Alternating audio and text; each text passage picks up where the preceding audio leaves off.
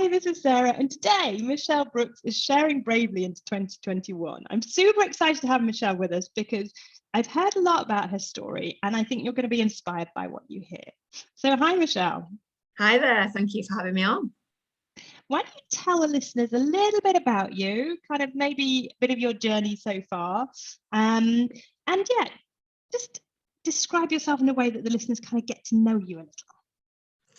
Okay, so yeah, I'm Michelle Brookes. I live in Manchester, UK, and I work in the health and wellbeing sector, predominantly helping women with endometriosis.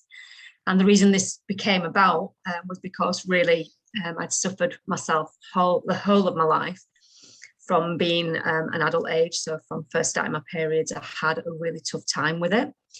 And, you know, going back, endometriosis wasn't even a word, never mind about a condition, I don't think. And I was back at the doctor's every couple of months, not getting any better. Had loads of tests. Nobody could find anything wrong with me. So at that moment in time, you think, am I actually just crazy? Am I making this up in my own head? And that's kind of what I was led to believe. And then just stop 1 second. What were the symptoms you were saying? Because just so maybe some people don't understand the term, you know, what were the things that you were experiencing? So basically my first ever period, I passed out. I was in a lot of pain. I passed out. I thought I'd gone blind because when I came to, it took me a little while to get my vision back. So that was kind of one of the things that had happened. And then I used to pass out quite a lot at school. So I was always the girl that had to be accompanied to the toilet if I went on a toilet break, because I'd be found all around the school, passed out in a corner somewhere, which I laugh about now, but it wasn't actually funny at the time. Yeah, and then obviously just general pain at the time of the month, getting a lot of brain fog, a lot of mood swings, sore boobs, a lot of general PMT, but the most, I think, that affected me the most was the excruciating pain. It's kind of, the only thing I can describe it as is somebody pushing a knife up inside you and turning it really, really slowly. And for most women that I work with, they describe like the pain at the front of the pelvis and in the lower back. And sometimes women can feel it in other areas like down the legs. It just becomes like a real heavy kind of feeling, and there's no kind of comfortable position you can get into. So you sit down, you're not comfortable. You lie down, you're not comfortable. I've been found pacing up and down the carpet in the bedroom at like 3 a.m. because I can't get comfy, and kind of standing up is a bit comfier than sitting or lying. So yeah, it's a horrible thing to deal with, and in the UK alone, 1 in 10 women have it. So it's not uncommon either. Goodness. Wow. Yeah. So yeah, that's where I kind of started with it. And as I say, years and years went by. I lived in France and I saw different doctors, obviously in the UK and in France. Nobody still was giving me any answers. And then I got to early 30s, I think I was. And I found a doctor that said to me, well, we need to find you some kind of solution because you've got another however many years until menopause. And I said, oh, well, that's really cheerful, isn't it? And he said, well, I'm going to not stop until I find out what is wrong with you, because this isn't normal. And it was music to my ears that somebody was saying, well, it's not normal that you've had all this pain and that this and that and the other. So I had the laparoscopy in my early 30s, and bearing in mind I've been suffering since I was about 15. So it was a long time coming. And they diagnosed the endometriosis, and I felt kind of relieved, but then at the same time, they were giving me no solutions either as to what can be done. I did have, so I had the initial laparoscopy, and then I had 2 other operations after that, which were supposed to get rid of the endometriosis. But if people don't know what endometriosis actually is, it's kind of cells that are normally found inside the uterus, they form and collect on other areas. So sometimes it's on the ovaries, fallopian tubes, mine's on the bowel and the urinary tract. So I get a lot of digestion problems and a lot of urinary infection. And a lot of women, that's the most common place that it's found. So yeah, I had it taken off. But the thing with having that kind of surgery is it does grow back. So I had probably 2 or 3 months worth of, reprieve, a bit of time off of the pain, and then it was back again. So after the 3 operations that I'd had, I decided that I was not going to go through this anymore. I was self-employed, so I didn't want to take any more time off work to have to recover from it. For only a couple of months, reprieve, I was just a bit like, well, it's not really that worth it. So I decided to start doing a lot of research into how holistically we can help ourselves. And at the time I was doing a nutrition course, and that had a lot of focus on women's health, women's nutrition, how to eat around a cycle, how to exercise around a cycle as well. Because even though it was nutrition, it was aimed at personal trainers, was the course. So we talked a lot about exercise around the cycle too. So I kind of devised a program for myself initially to help myself, and I tested it out, made sure that it worked. And then I knew that, again, there's not just me suffering from endometriosis, that there's a lot of women that are left in the same position, and if not worse. I talked to a lot of women that are in even worse positions than I am, because I only had the symptoms once a month for a few days. Yeah. There's women that go through this all the time, so that live with this pain, with the brain fog, with the low energy, with a lot of these symptoms more or less all the time. So I decided that I needed to get the message out there and start helping women to have another option to choose, not just the medical route, because if the medical route's not working, then you need something as well that you're going to fall back on. And that's what I did, devise this program. So you have created a program from your knowledge as a personal trainer, as a nutritionist, to bring it all into one place. And you have effectively taken away your symptoms, or more or less, yeah.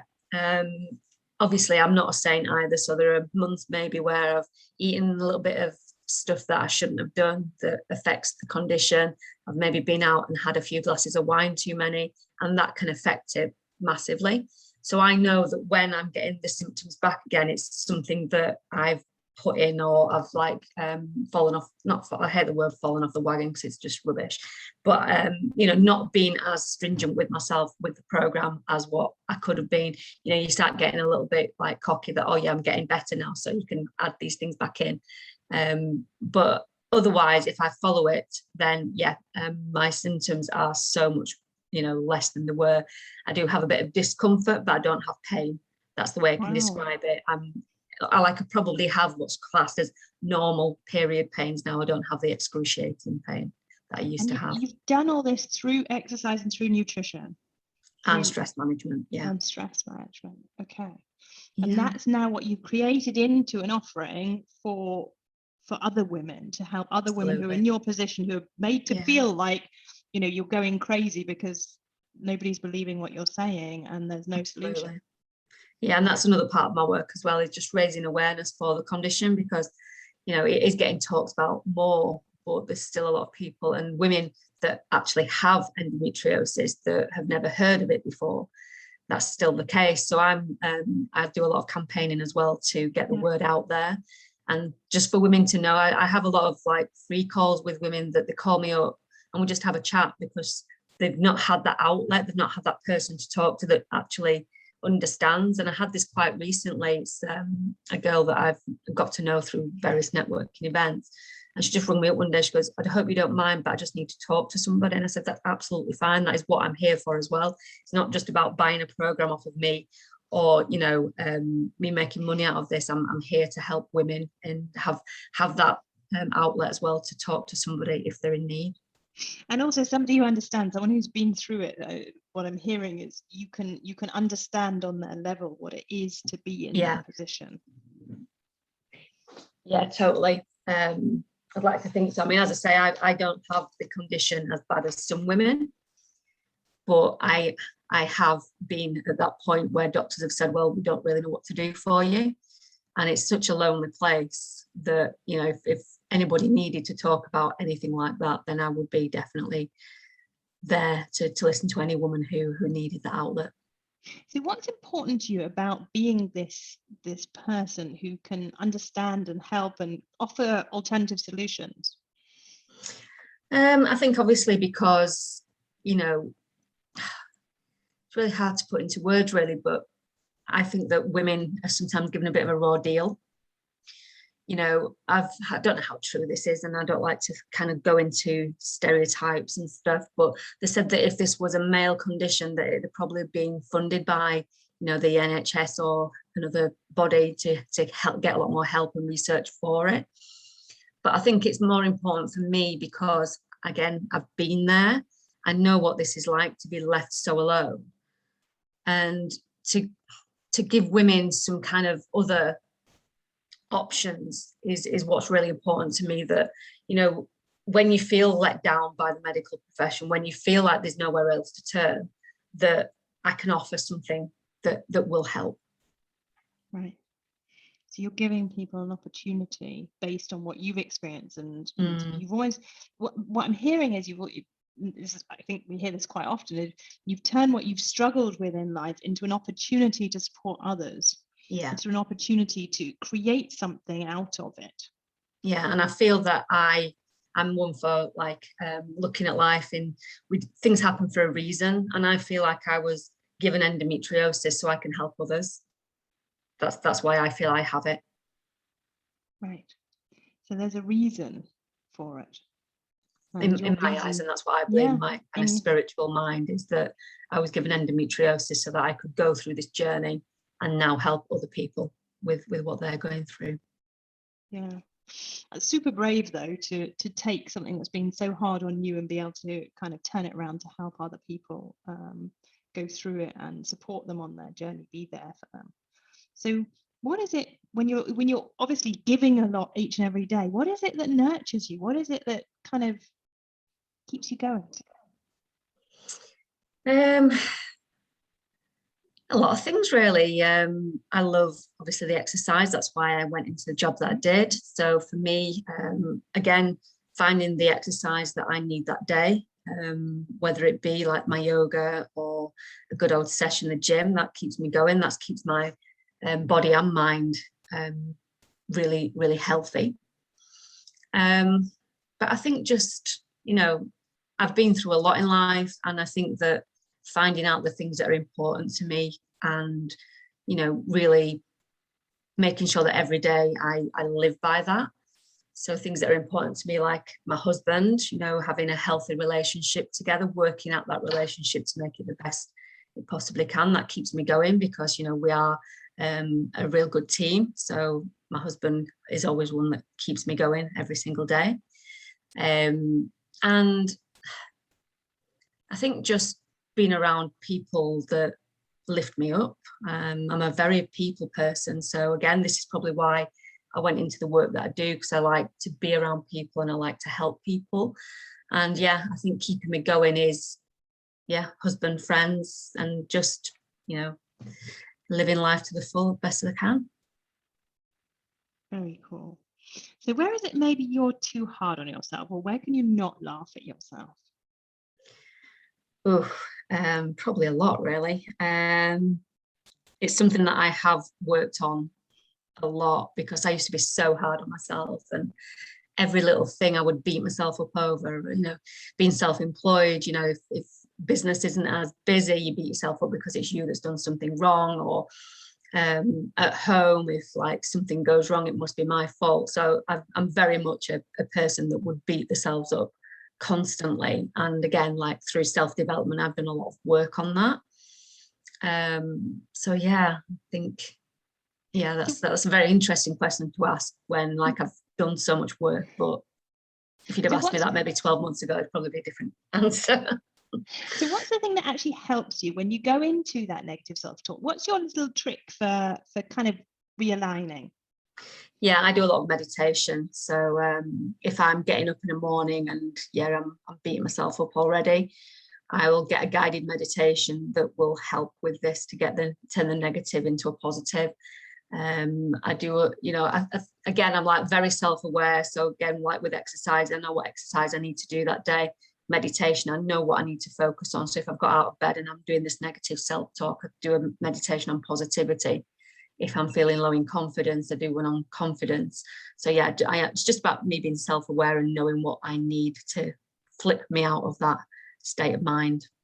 Okay, so actually bringing awareness to that point and allowing yourself the kind of the permission to have a look around as to actually what's going to help me right now. Definitely.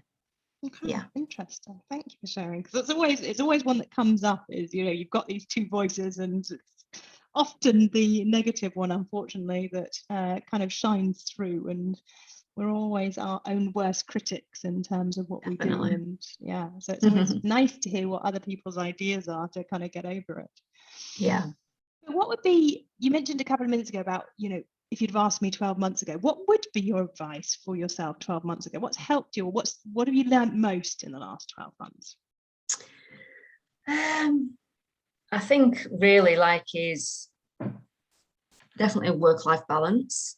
And that's one good thing that's come out of the last 12 months, if we're talking about kind of the pandemic, is that I used to be just any work that come in, I'd say yes. Again, like that whole like balancing, spending enough time with my husband and working, you know, it's really hard to be self-employed and get that balance right. So I think the pandemic did make my days a lot shorter. So I was like going out for walks in the evening, and you know, just taking more time out really, and that was something that has come apparent. But also a lot more gratitude for the things that we have got. I think that's a lot of people have outlined this when I've talked about this to my clients as well. But I think for me, definitely a lot more gratitude, and that self-awareness has become a lot more apparent because obviously we're there alone a lot of the time in this kind of lockdown scenario, and you kind of do come to terms with your own thoughts and feelings. So yeah, I'd say more work-life balance, a lot more self-awareness, and definitely a lot more gratitude. And you said something really, a couple of, like the start of this, which was I'm being very conscious as to who I work with. What do you mean by that? Yeah, it's I suppose it's like surrounding yourself with the right tribe, isn't it? They say about your friends, you become the person that you spend the most time with, and it's the same with who you work with. I think you know, I'm not for everybody. Everybody's not for me, and I think it's about a relationship when you do the work I do. And if I'm not right for you, then I will obviously say that maybe you'd be better speaking to this person because I don't think we're the right match. And I think that that's really important for somebody, especially in the work that I do, for you to actually get better. You need to be working with the right person as well. I love what you're saying, because this is just, it's so important for me as well, that you work with people that you can help. And it's not about making money, it's around being able to serve people in a way that supports them in their development. Totally. And also that we get energy from. And I'm the same. If you know, I've done it once where I've taken on someone where I was like, should I not? And they come out the session sometimes feeling completely drained. I'm like, this isn't working. And as a coach, I have to call it out. And it sounds like you're exactly the same. You've got to call it. Totally. If it's not working, it's not working for them. It's like you say, building a relationship. And that really struck a chord with me, because it is so important that we can help people, but also that we can refill ourselves in terms of working with people who will, you know, we can support. So definitely. Very cool. Like it. So what's your one wish for yourself for 2021? If you could wish for anything. Oh, that's a big question, that one. What wish would I have for myself? Maybe to grow even more in my confidence, and probably a little bit more knowledge. I'm a knowledge person. I like to read and I like to research on every little thing. So I never feel like I've got enough knowledge. So maybe a little bit more knowledge, although people say I've got enough, but I don't think there's ever enough. But yeah, just to grow in confidence in what I'm doing, and so I can go out there and help more people. Right. Just say a bit more about this growing in confidence. What are the kind of situations where you feel it show up?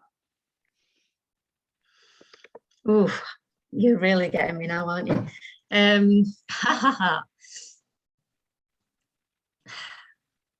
I know where it stems from. I had a lot of instances in my childhood where people would, you know, make fun of me with like because I'd be a bit clumsy in what I'd say sometimes. And I'd always feel like really stupid afterwards. So then I became very quiet. I was a very shy individual because people would, I would think that people were going to make fun of me if I spoke. So I do get this kind of like I'm getting asked to speak a lot more now about like what I do, which is fantastic. And again, it's about me getting my message out there and helping other people. But it still also makes me go a bit like that. Thank you for sharing, because the reason I asked was because I think a lot of people have this. I had it when I first started talking as well, and it doesn't necessarily just go away overnight. No. And like you say, it's about building confidence and about building your story. And I just think a lot of people would have been surprised to hear from having heard you so far that this is an issue. And I think it's really important to talk this stuff, that it still appears. It might appear slightly differently, and we can deal with it. And like you said, use it in some way. But this stuff is normal. We are human beings. Oh, completely. We have things that happen that still show up. And that's it. And I think as well, like with the women that I work with, they're not going to get a polished product from me. I'm a human being, and I do mess up sometimes as well. And I make that clear from the start. If you want to work with somebody who's polished, and even like in my PT work that I still do, I'm not PT who's like telling you to drink a protein shake every 2 minutes and take BCAs. I'm a real person, and I might be out on a Saturday night having a drink, but I don't do it constantly. I think I'm a living example of what a healthy life can look like, but I make it real. Right. Make it real. Make it livable. Make it human. Yeah. We're all part of this human experience. Totally. Okay. So what's your wish for the planet, for everyone else, for this year? Thing that springs to mind when you say that was like, obviously, for the actual planet itself, during lockdown, things were recovering a little bit more, and people were becoming more aware of like plastics and things like that. They had more time to like do a bit of recycling. It doesn't take long, does it? And so for me, when you said that, like for me, I am very much in tune with the environment as well. And I think that if again we can take something from lockdown, is that be aware of our planet. We've only got one. And to see that recovering during lockdown, when there weren't as many planes in the sky, when there weren't as many cars on the road, I think that there can be something. I mean, I don't know what it's like where you are, but over here in the UK, the roads are like chock-a-block again. The skies are getting full of planes, and I just think, was that all for nothing? Is there not something that we can take from that and maybe put into our lives to help the actual planet? Yeah, totally. I don't know if that's what you were looking for. You're bringing in sustainability, and obviously this is key to me as well. So it actually leads me into the last question, which is, what are you doing to live more sustainably this year? So again, I've really upped my kind of recycling. Definitely. I'm very much aware of not jumping in the car. So I walk a lot more than I used to do instead of I've not ever been one for really hopping in the car, because I do love the walk, but I definitely even go further afield now rather than getting in the car. If it's a few miles away, I'll walk it rather than get in the car.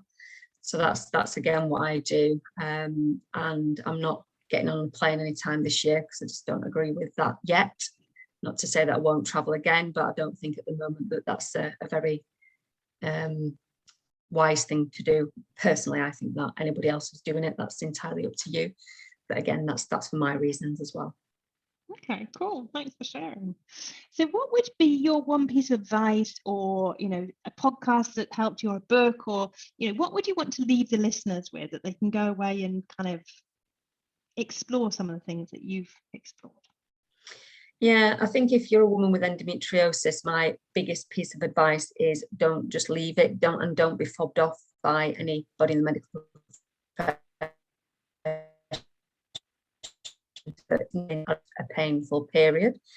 Get it checked out, and don't be afraid to get a second opinion, because you are allowed to get a second opinion.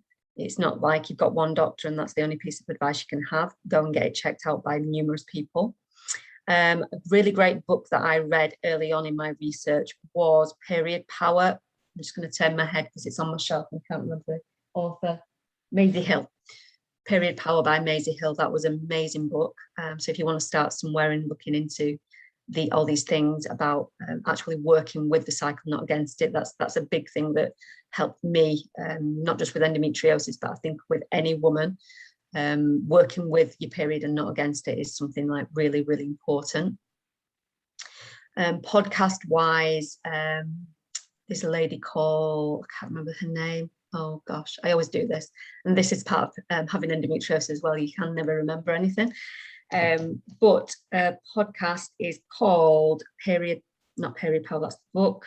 Gosh, I can't remember. Sorry, I'll have to move on from that one. But there was a period. We'll put a link on the. Yeah, it's an amazing podcast, and she talks about, again, really real things with women's problems. And I took a lot of inspiration from her. I'll send you that link, and we can pop that in the notes. I think we could go on talking about this forever, because it's something that I've become aware of literally in the last 6 months, is obviously that the female cycle and how you exercise and how you eat has a real kind of impact on how you feel. Yeah. And, I grew up I was a swimmer until I was about 22 and was continually pushing. And I've had no concept. And it was literally about 6 months ago I first read something about it. So I was like, oh my goodness, this makes an awful lot of sense. How are we not teaching kids this? And I think that's the next bit, isn't it? How do we enable the next generation of women to be fundamentally so much more aware as to the, our cycle and what it actually means in terms of our energy. Definitely. Even me as a PT, I'd worked in the industry for quite a few years before I came across this concept that you shouldn't train women the same all the time of the month, because they haven't got the same energy all the time of the month. And that's as a professional, so it's quite scary really that nobody's ever taught this. No, totally. And there must be a way to obviously help those upcoming. I mean, my girls are 10 and 7, they're going into this phase, so I'm probably more aware, going, oh goodness, what might come. But I think there's so much there to discover. Definitely. Oh, well, thank you so much, Michelle, for sharing and for being so open with us. It's always really powerful to hear someone's story, and also how they've then translated that into what they now do. So I think the listeners will really appreciate hearing this, and I really thank you for sharing. Absolute pleasure. Thank you very much. Hope to speak to you soon. Take care. Likewise. You too. Bye. Bye.